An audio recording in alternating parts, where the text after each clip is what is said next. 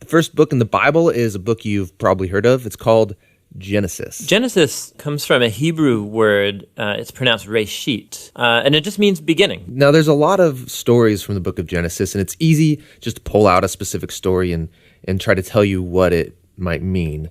But we think the best way to understand this book is to look at the book as a whole and show you how the whole thing is designed. The book is designed to fall into two main parts. You have chapters 1 through 11, which is telling the story of God and the whole world.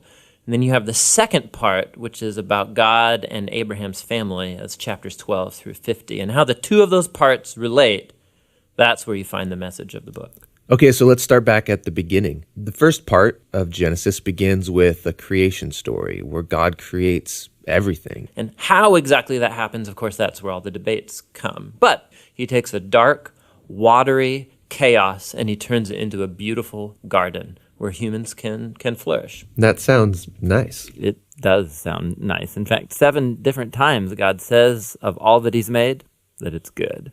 And this is where we meet the first human characters in the Bible, Adam and Eve. They're both individual characters, but they're also representative. Adam is the Hebrew word for humanity, and Eve is the Hebrew word for life. And God creates them in his image. In other words, humanity reflects, or is meant to reflect, the creativity, the goodness, and character of the Creator out into the world that he's made. And they're supposed to reproduce and make cultures and neighborhoods and art and gardens and everything else. But he gives them a moral choice about how they're going to go about building this world. And this is what the tree of the knowledge of good and evil is all about. And he tells them, don't eat of the fruit of this tree or you will die.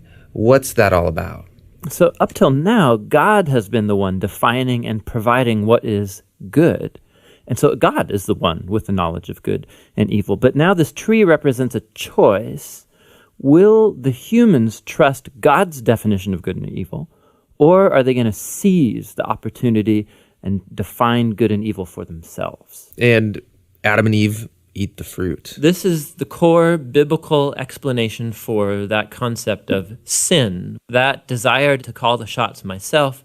It's the inward turn of the human heart to do what's good for me and my tribe, even if it's at the expense of you and your tribe. And the problem is humans are horrible at defining good and evil without God. And so now that humanity's made this choice, things get really bad. So Genesis 3 through 11 is like tracing this downward spiral of all humanity. So Adam and Eve, they can't trust each other anymore. And so there's a little story about how they were naked and felt fine about it beforehand, but now they feel shameful because all of a sudden Adam's definition of good and evil might be different than Eve's, and so they hide from each other. Then there's another story of temptation. Cain is jealous of his brother Abel, and he gives in and kills him. There's a story right after Cain about a guy named Lamech, and all we know about Lamech is that he accumulates wives like property, and he sings songs about how he's a more violent, vengeful person than Cain ever was, and he's proud of it. Things get so bad with the human race that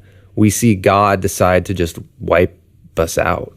Yeah, we typically think of the flood story is about God being angry, but it actually begins with God's sadness and grief about the state of his world. And so out of his passion to preserve the goodness of his world, he washes it clean with the flood. But there's a glimmer of hope. He chooses Noah and his whole family, and he saves them on this boat. Yeah, don't forget about the animals. Right, and the animals. So Noah and his family are going to reboot all of humanity. I mean, he must be a pretty great guy. But this is the story most people don't know because it's kind of weird, is that Noah gets off the boat and he plants a vineyard and he gets totally plastered, and then something sketchy happens in his tent with his son. It's a tragic story. So from here, humanity grows again, but things are as bad as before. And the last story is the famous story of the Tower of Babel. And in this story, you have all of the nations uniting together to use this new technology they have, the brick.